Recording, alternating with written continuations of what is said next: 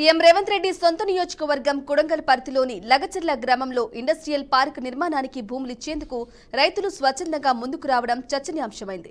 ఇక లగచర్లలోని survey number 101లో ఉన్న 100 ఎకరాల భూమిని 22 మంది రైతులు ప్రభుత్వానికి స్వచ్ఛందంగా అందించారు. తెలంగాణ ప్రభుత్వం అందిస్తున్న పరిహారంపై నచ్చడంతో స్వచ్ఛందంగా తమ భూములను ఇచ్చిన లగచర్ల రైతులను కలెక్టర్ ప్రతీక్ జైన్ సన్మానించి వారికి ఒకే దఫాలో మొత్తం నష్టపరిహార చెక్కులను అందజేశారు.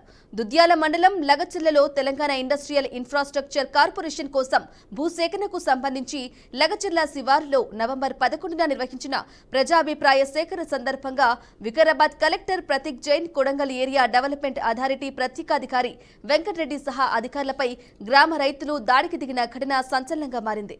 ఇక భూసేకరణపై అభిప్రాయ సేకరణకు వచ్చిన కలెక్టర్తో పాటు ప్రభుత్వ అధికారులపై కర్రలు, రాళ్లతో దాడి చేసి హత్య చేసేందుకు ప్రయత్నించి అధికారులపై దాడి చేయడం, వారి విధులకు ఆటంకం కలిగించడం, అల్లర్లు సృష్టించడం వంటి ఘటనలకు సంబంధించి 46 మంది రైతులపై హత్యాయత్నంతో పాటు 7 సెక్షన్ల కింద కేసులు పెట్టారు. 24 మందిని రిమాండ్ చేశారు.